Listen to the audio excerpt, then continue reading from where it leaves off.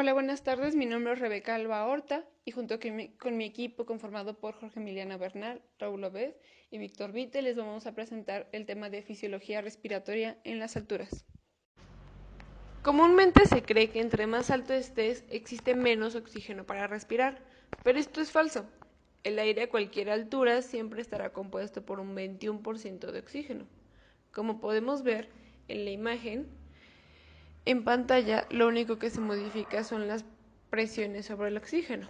La imagen nos muestra diferentes alturas en la Tierra, ya sea la más baja a nivel del mar o la más alta, en la cima del Monte Everest. Y podemos ver las presiones de oxígeno disminuir y las presiones igualmente disminuir.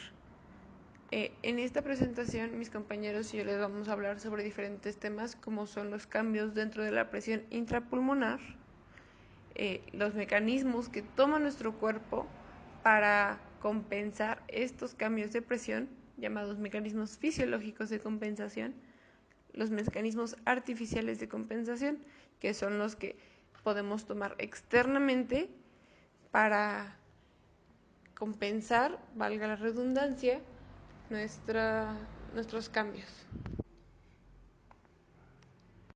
Yo les voy a hablar sobre los cambios en la presión intrapulmonar, ya que a medida de que va aumentando la altura, o sea, que vamos subiendo, va disminuyendo progresivamente la presión parcial de oxígeno.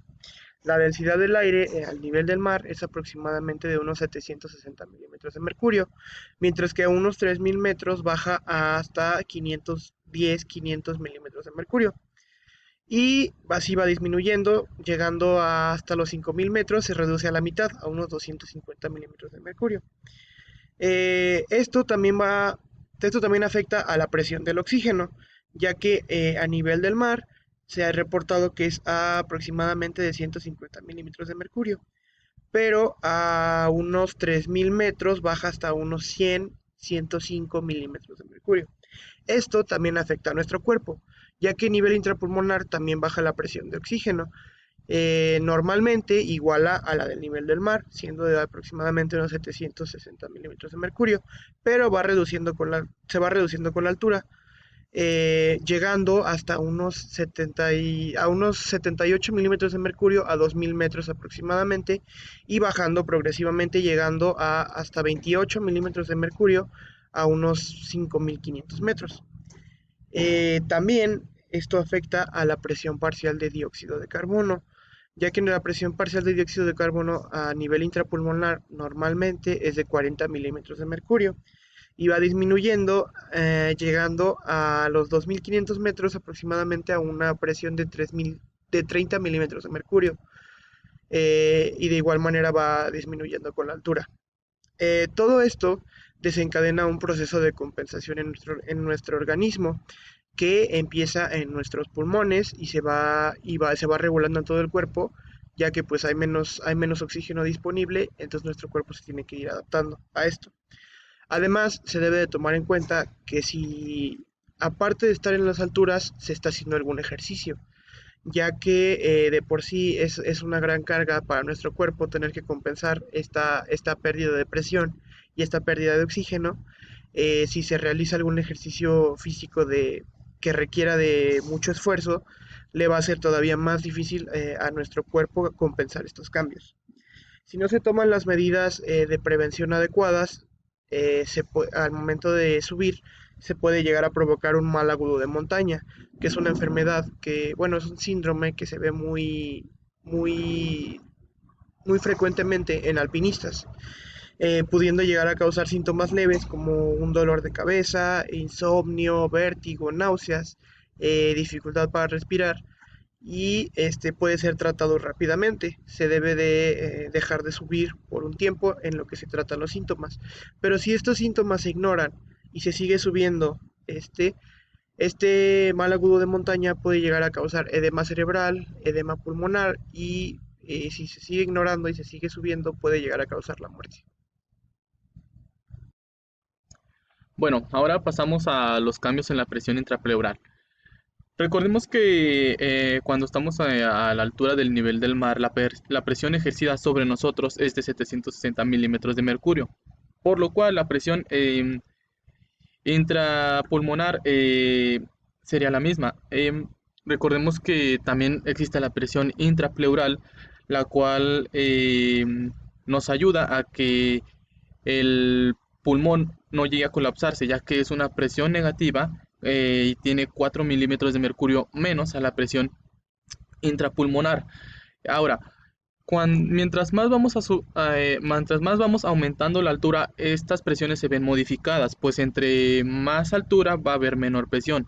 Nuestro cuerpo es capaz de regular estas diferentes condiciones. Por ejemplo, si nos encontramos a una altura de 3050 metros, la presión intrapulmonar sería de 510 milímetros de mercurio, por lo cual la presión intrapleural sería de 506 milímetros de mercurio, ya que pues esta ayuda al pulmón a que no se colapse junto con la presión transmural, pero ese es un término aparte.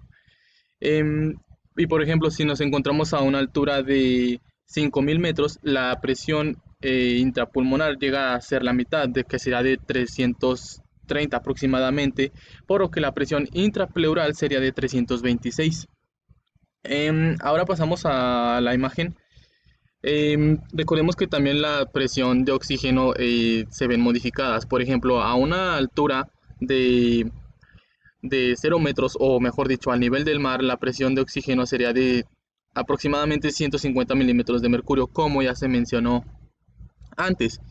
Y dicho esto, también podemos observar que entre más altura, la presión barométrica de oxígeno va a ir disminuyendo. Por ejemplo, logramos observar que a los 3000 metros de altura, la presión de oxígeno sería de 103 milímetros de mercurio aproximadamente. Estos valores realmente pueden variar un poco, realmente. Y bueno, también logramos observar los diferentes valores del oxígeno inspirado, dependiendo del nivel del nivel de altura al que nos encontremos.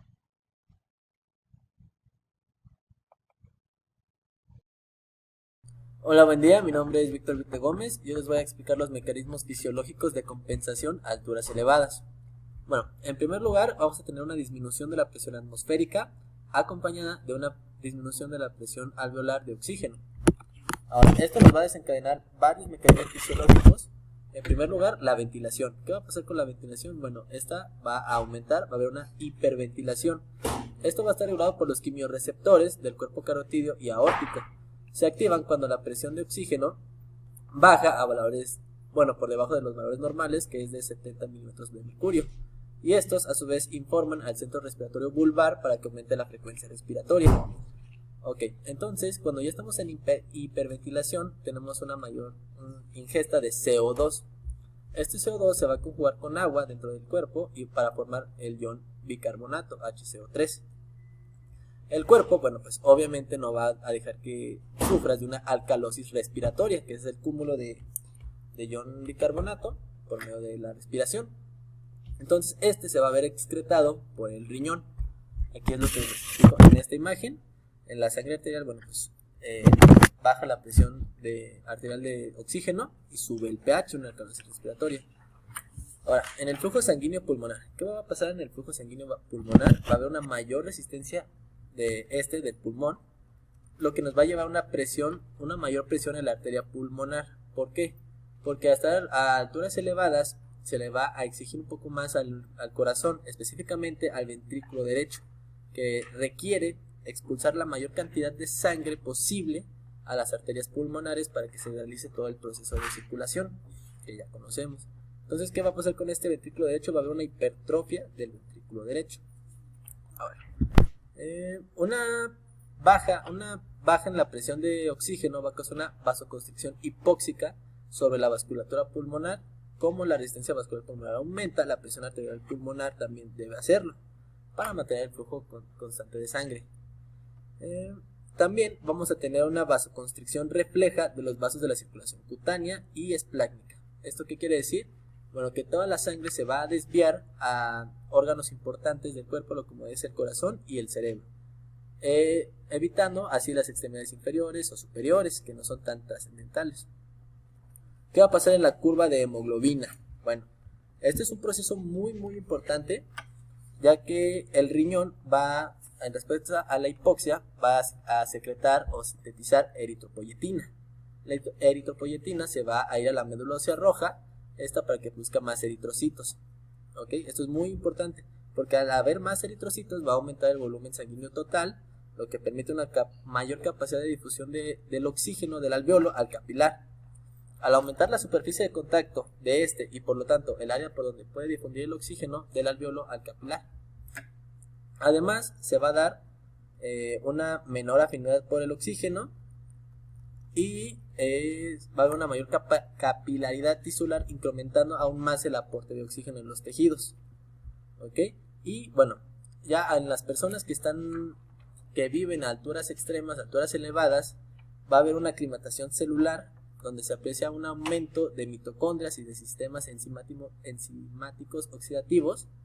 ¿Esto para qué? Pues para que la célula aproveche ese poco oxígeno o ese oxígeno que le llega, lo aproveche aún más que una célula normal o una célula que está en un ambiente o una altura normal, no elevada. Y bueno, esos son los mecanismos fisiológicos de compensación. Y ahora vamos a proceder con mi compañero Raúl. Como ya vimos, conforme la altura en la que nos encontramos aumenta, las presiones disminuyen, como son la presión barométrica y la presión de oxígeno en el aire. La disminución de la presión barométrica es la principal causa de los problemas de hipoxia. Una persona que semanas o años se aclimata cada vez más a la presión del oxígeno baja. Pero, ¿qué pasa cuando estamos de vacaciones en un punto alto, haciendo algún deporte que involucre los cambios de altura, nos subamos a un avión o por la ciencia se realicen expediciones al espacio? Mi compañero Vite ya les habló de los mecanismos físicos y yo les hablaré de los mecanismos artificiales. Bueno, para una persona que se encuentra en un punto alto, la saturación arterial del oxígeno disminuye de sus niveles normales, hasta por ejemplo un 50% a 8.000 metros de altura, que es la altura aproximada de la cima del monte Everest. Incluso para una persona aclimatada, como son los alpinistas experimentados, es difícil respirar, por lo que usualmente utilizan tanques de oxígeno. De otro modo, no es posible permanecer consciente bajo estas condiciones. Bueno, en la imagen del medio podemos observar claramente un tanque de oxígeno, un ejemplo de un tanque de oxígeno que utilizan los alpinistas. Y en la primera imagen podemos ver el efecto de la altura sobre la saturación arterial del oxígeno, cómo va cambiando respecto a las alturas y también del oxígeno puro. Bueno, en los aviones se utiliza el mismo principio, pero se aplica de dos formas. Para la comodidad de los pasajeros se realiza la presurización de la cabina, el cual lleva el ambiente dentro del avión a condiciones óptimas, incluso estando a grandes alturas, como a las que llegan las diferentes aeronaves. Cuando la presión de dicha cabina llega a fallar, se despliegan las mascarillas de oxígeno, para seguir proporcionando la oxigenación a los pasajeros y así evitar una hipoxia. Ya en la tercera imagen podemos ver un ejemplo de las mascarillas que se utilizan en los vuelos comerciales. Dado que en el espacio exterior no hay una atmósfera, en una nave espacial se debe generar la atmósfera y un clima artificiales. En las primeras misiones espaciales se utilizaba en la cápsula una atmósfera que contenía oxígeno puro, a una presión de 260 milímetros de mercurio. Pero en las lanzaderas actuales, las modernas, se utiliza más nitrógeno que oxígeno, a una presión total de 760 milímetros de mercurio. La presencia de nitrógeno en la mezcla reduce mucho la probabilidad de incendio y de explosión. También protege contra la aparición de atelectasia pulmonar, que principalmente se produce cuando se respira el oxígeno puro.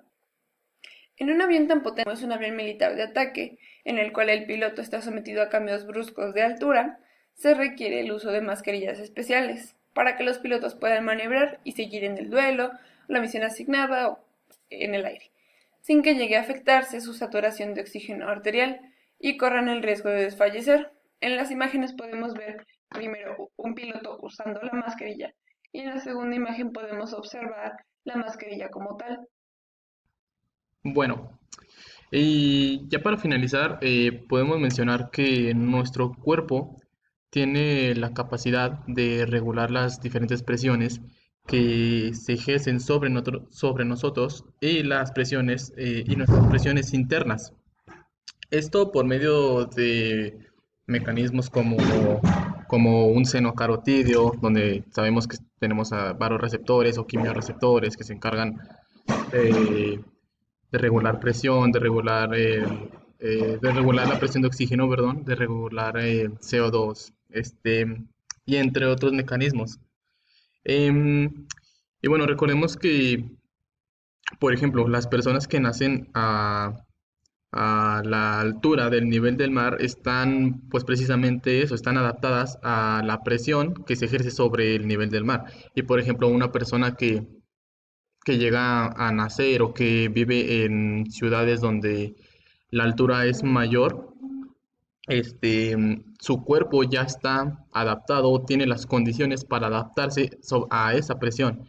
Esto es muy importante porque, por ejemplo, una persona que llega a hacer algún ejercicio físico como por ejemplo fútbol y que está acostumbrado a jugar en la ciudad en donde él pues la practica, al momento de ir a competir o de viajar a otras ciudades, le va a costar un poco más, ya que eh, puede que la altura a la ciudad en la que él vaya a viajar no sea la misma. Entonces, su cuerpo debe adaptarse, aunque le va a costar obviamente más que, por ejemplo, las personas que ya viven ahí.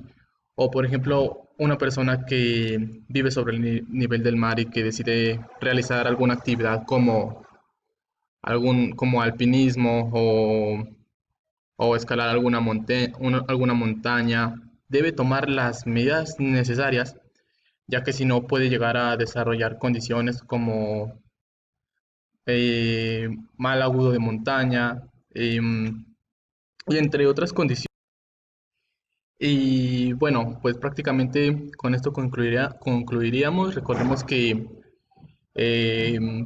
la presión pleural debe ser un valor negativo, debe estar por debajo de la presión intrapulmonar, ya que esta se va a encargar de evitar algunas otras condiciones como un colapso pulmonar, como un edema pulmonar, que si no llegan a atenderse o si llegan a presentarse, pueden incluso llegar hasta la muerte. Así es que, por ejemplo, si nosotros decidimos realizar alguna actividad como estas, recordemos que sí, nuestro cuerpo puede adaptarse, pero que realmente existen ciertos riesgos.